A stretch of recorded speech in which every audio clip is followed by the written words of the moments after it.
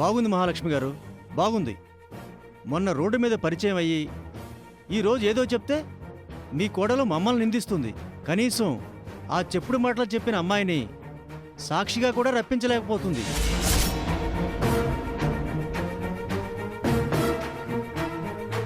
తను ఇందాక లోపలికి వచ్చేదే, కానీ మీరు చంపేస్తామని బెదిరించారని నేనే పంపించేశాను. ఇది ఇంకా బావుందమ్మా. మేం బిజినెస్ చేస్తాం కానీ బ్లాక్మెయిల్ చెయ్యం. మిమ్మల్ని నమ్మి మీ ఇంటికి వచ్చినందుకు మాకు బాగా బుద్ధి చెప్పారు మహాలక్ష్మి గారు. మీరేదో పిలిచి అడిగారని మీతో సంబంధం కలుపుకుని మా కంపెనీని మీ కంపెనీలో కలిపేద్దాం అనుకున్నాం. మన 2 కంపెనీలు కలిస్తే స్టేట్లోనే మనం టాప్ బిజినెస్ పీపుల్ అవుతాం అనుకున్నాం. అది మీ కోడలికి ఇష్టం లేదని మాకు అర్థమైంది. మేము బయలుదేరుతాం, పదండి. ఆగండి.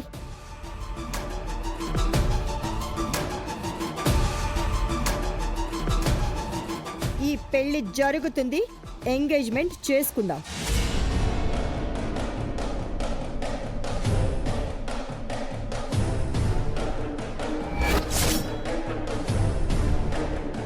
మీ కోడలికి ఇష్టం లేకుండా మీ అమ్మాయిని మా ఇంటి కోడలి చేసుకోలేమండి.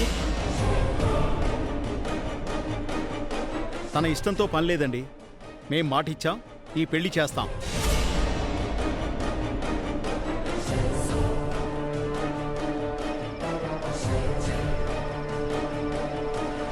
అవును, ఇప్పుడు ఈ ఎంగేజ్మెంట్ జరిగి తీరాల్సిందే. దీన్ని సీత కాదు కదా, ఎవ్వరూ ఆపలేరు.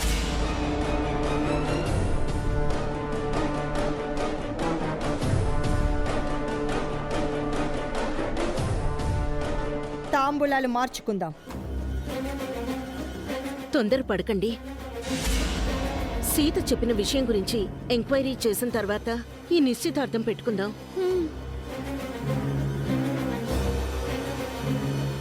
అది చెప్పడానికి మీరెవరు?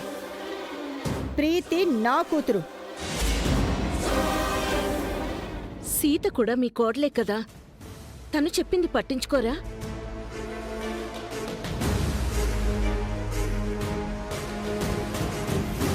ఏంటండి ఇది? ఆఫ్టర్ ఆల్ పని మనిషికి ఇంత చనువు ఇచ్చారేంటి? ఆవిడ పని మనిషి కాదు, మా ఇంటి మనిషి, మా మంచి కోరే మనిషి.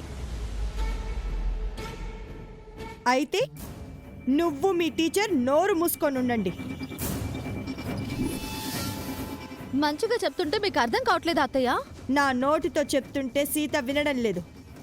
నీ చేత్తో చెప్పు రామ్.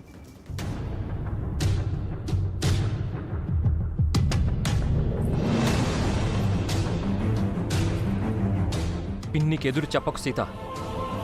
ఎవరో చెప్పిన మాటలు విని అనవసరంగా ఈ సంబంధాన్ని చెడగొట్టకు. నేను చెప్పేది నిజం మామ. నాకు చెప్పింది నమ్మకమైన మనిషి. తనతో నీకు 3 రోజుల పరిచయమే ఉంది, కానీ మాకు వీళ్లతో చాలా సంవత్సరాల పరిచయం ఉంది. ఏది ఎక్కువ? ప్రీతి జీవితం ఎక్కువ మహాలక్ష్మి గారు. తొందరపడకండి, అన్నీ విచారించండి.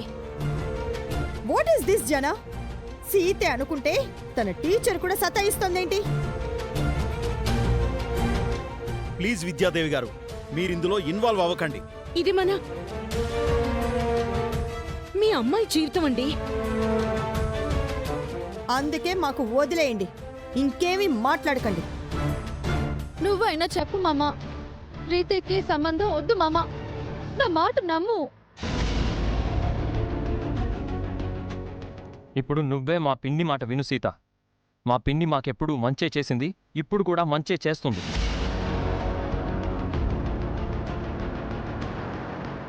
నువ్వేం మాట్లాడవేంటి ప్రీతి? ఇది నీ లైఫ్, ఆలోచించు. అన్నయ్య మాటే నా మాట వదినా. అది కాదు ప్రీతి. It's enough Sita. ఇక చాలు, ఇప్పటికే చాలా ఎక్కువ చేశావు. ఇంకా మా టైం వేస్ట్ చేయకు. ఒక్క 2 రోజులు ఆగి నిశ్చితార్థం పెట్టుకుంటే ఏమవుతుంది మహాలక్ష్మి గారు? Discussion over. ఇంతకు మించి ఎవరు ఏం మాట్లాడినా మొన్న నేను చేసుకున్నది మరోసారి ట్రై చేయాల్సి వస్తుంది.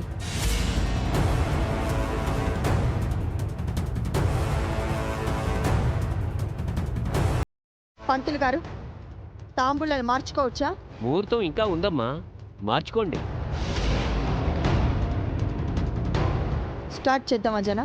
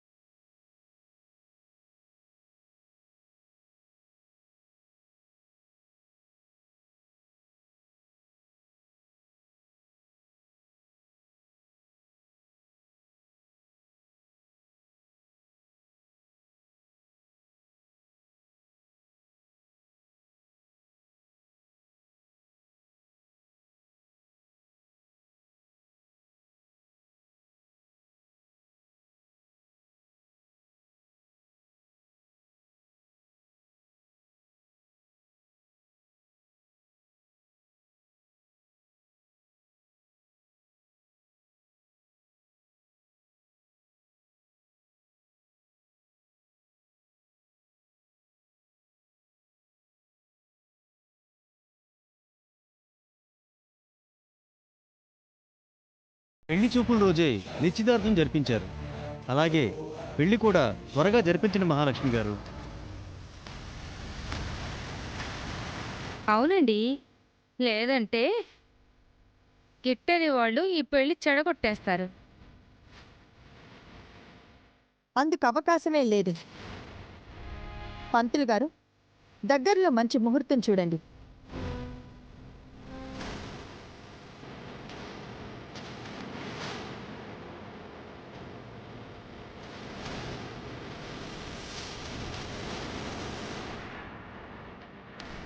అమ్మా, వచ్చే శుక్రవారం ఓ మంచి ముహూర్తం ఉంది.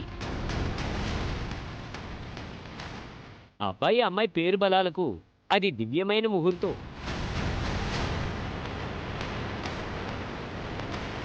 వచ్చే శుక్రవారం అంటే 4 రోజులే ఉంది కదా మహా. మనకి ఆ టైం చాలు జన.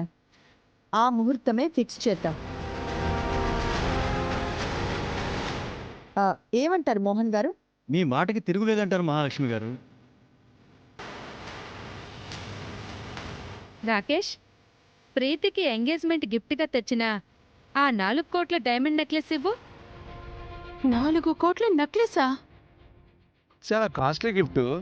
ప్రీతి కంటే కాదు, తన కోసం స్పెషల్గా తెచ్చాను.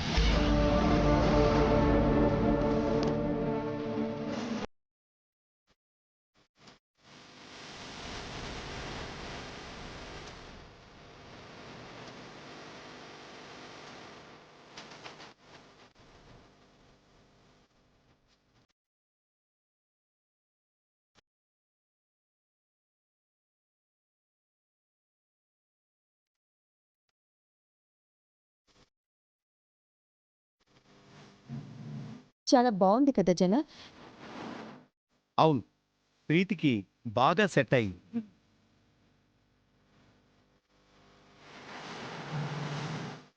ఇక మేము బయలుదేరుతామండి. పెళ్లి పనులు స్టార్ట్ చేయాలి. సరేనండి, మేము కూడా స్టార్ట్ చేస్తాం. వెళ్ళొస్తాం కోళ్ళ. బాయ్.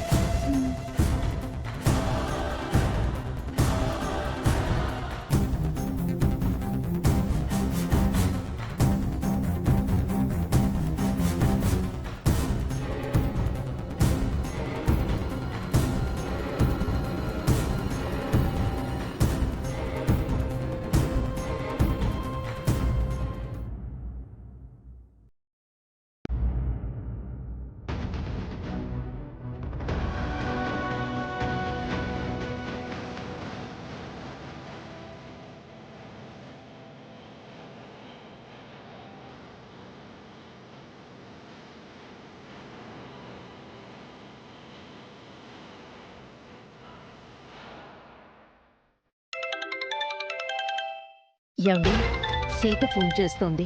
లిఫ్ట్ చేసి స్పీకర్లో పెట్టు. హలో సీత. హలో అమ్మా. నాన్న లేరా? ఉన్నారమ్మా. చెప్పు సీత.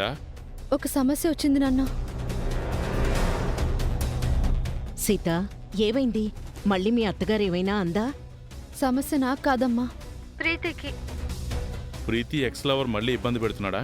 లేదు నాన్న, మహాలక్ష్మి అత్తయ్య ప్రీతికి ఒక పెళ్లి సంబంధం తీసుకొచ్చింది. ఆ పెళ్లి కొడుకు మంచివాడు కాదని మా ఫ్రెండ్ చెప్పింది. నేనెంత చెప్పినా వినకుండా మహాలక్ష్మి అత్తయ్య ప్రీతికి నిశ్చితార్థం జరిపించింది. మీకు ఈ రాకేష్ గురించి తెలీదు. వీడు రాక్షసుడు.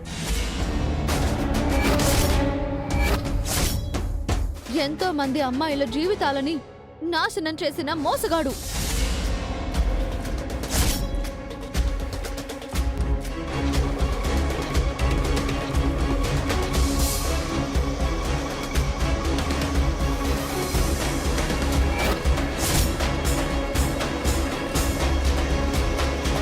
అదేంటి సీత, ఆ సంబంధం మంచిది కాదని నువ్వు చెప్పినా మీ అత్తయ్య పంతానికి పోవడం ఏంటి?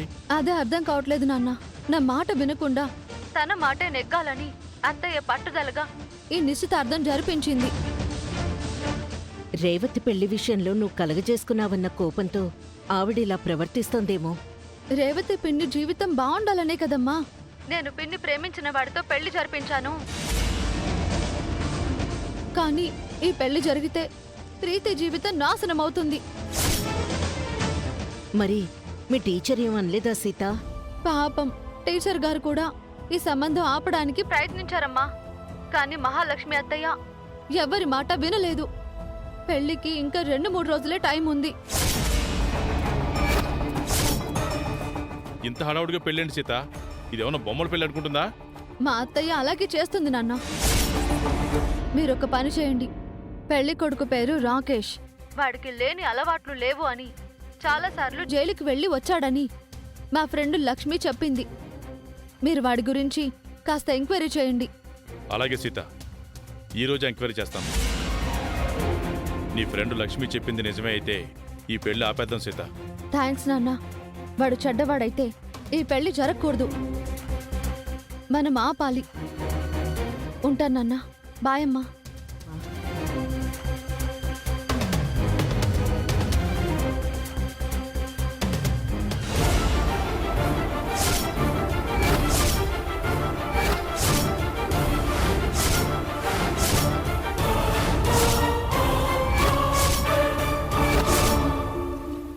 నువ్వెప్పుడొచ్చా మామా?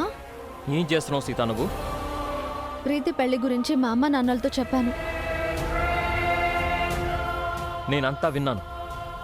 మా పిన్ని ఎంతో బాధ్యతగా ప్రీతికో మంచి సంబంధం తెచ్చి పెళ్లి చేయాలని చూస్తుంటే నువ్వు ఎవరో చెప్పింది నమ్మి ఏ ఆధారాలు లేకుండా ఈ సంబంధం చెడగొట్టి మా పిన్ని పరువు తీయాలని చూస్తున్నావా? అది కాదు మామా. నువ్వు ఇంకేం చెప్పకు సీత. మంచి సంబంధం తెచ్చినా నువ్వు మా పిన్నిని ఇలా ఇబ్బంది పెట్టడం మంచిది కాదు. ఆ సంబంధం మంచిదో కాదో తెలుసుకోవాలి కదా మామా. అవసరం లేదు.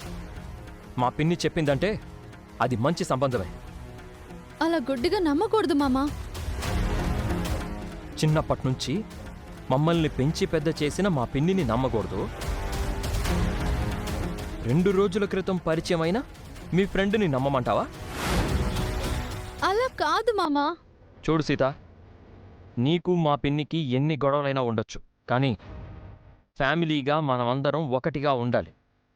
మన ఫ్యామిలీలో మరొకరి జోక్యం అనవసరం.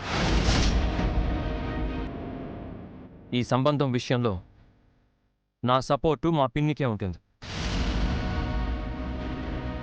నువ్వు అనవసరంగా రాద్ధాంతం చెయ్యకు. ఈ పెళ్లి డిస్టర్బ్ అయితే నేను ఊరుకోను. మా పిన్ని ప్రాణాలతో చెలగాటం ఆడుకో.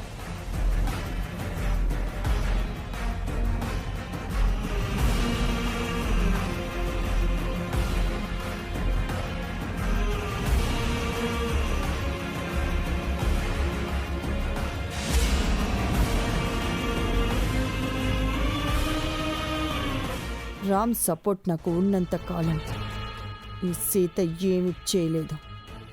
నన్ను కాదని రేవతి కిరణ్ల పెళ్లి చేసినట్టు ప్రీతి పెళ్లి కూడా తన ఇష్ట ప్రకారం జరగాలనుకుంటుందేమో. ఈ పెళ్లి నా ఇష్ట ప్రకారమే జరుగుతుంది.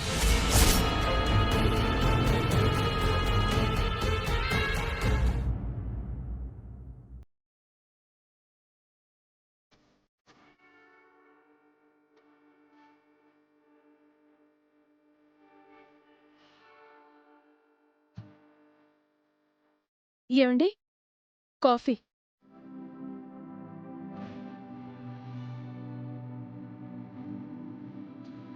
నువ్వు తెచ్చుకోలేదే?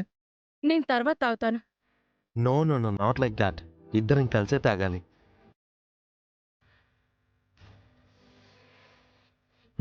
తీసుకో. మనం ఇప్పుడు లవర్స్ కాదు, కపుల్స్. అందుకే ప్రతిదీ షేర్ చేసుకోవాలి. ప్రేమంటే పెళ్లికి పునాది అని, పెళ్ళంటే ప్రతిరోజు ప్రేమలో పడ్డామని నాకెవరో చెప్పారు. హలో, ఎవరో కాదు, మన పెళ్లి రోజు సీత చెప్పింది. హా, అరే అవును కదా. సీత పుణ్యమా అని మనం పెళ్లి చేసుకుని కొత్త కాపురంలో అడుగుపెట్టి ఆనందంగా ఉన్నాం. సీత లేకపోతే మన పెళ్లి జరిగేదే కాదు. నిజంగా ఇదంతా సీత పుణ్యమే. సీతకి మనం జీవితాంతం రుణపడుండాలి. తాగండి.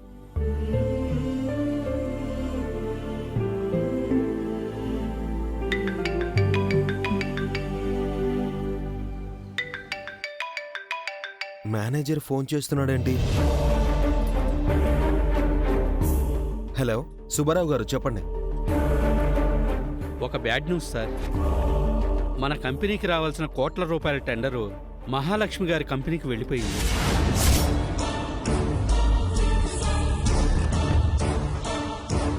వాట్? అలా ఎలా జరిగింది? అరే మనం బెటర్గానే కోట్ చేశాం కదా.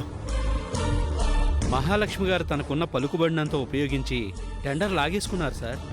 ఎవరు చెప్పారు? నాకు తెలిసిన వాళ్ళు చెప్పారు సార్. ఈ టెండర్ మనకే వస్తుందని చాలామంది మన కంపెనీలో పెద్ద మొత్తంలో డబ్బు ఇన్వెస్ట్ చేశారు సార్.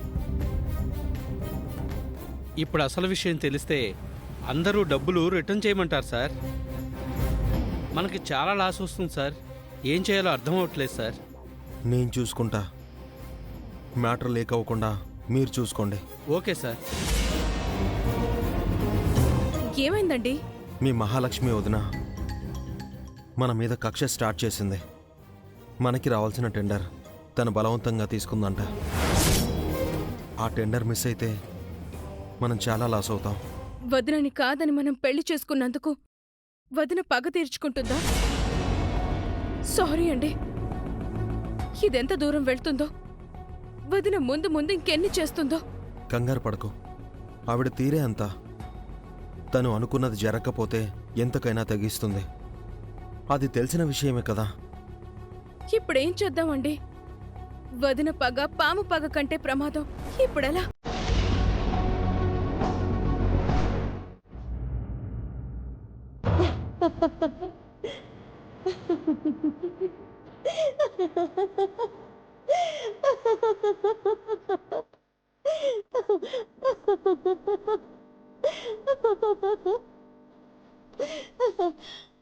ఏంటి మహా ఇంత హ్యాపీగా ఉన్నావు? మహా ఇంత హ్యాపీగా ఉందంటే ఏదో మంచి విషయమే అయ్యుంటుంది బావగారు. ఆ గుడ్ న్యూస్ ఏంటి వదినా? జేకే కన్స్ట్రక్షన్ టెండర్ మనకే వచ్చింది.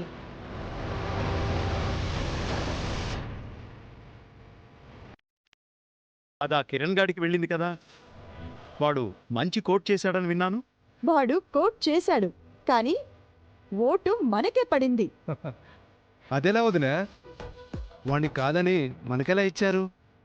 That is Mahalakshmi. పై స్థాయిలో ఒత్తిడి చేసి టెండర్ మనకే వచ్చేలా చేశాను. ఆ కిరణ్ గాన్ని కోలుకోలేని దెబ్బ కొట్టాను.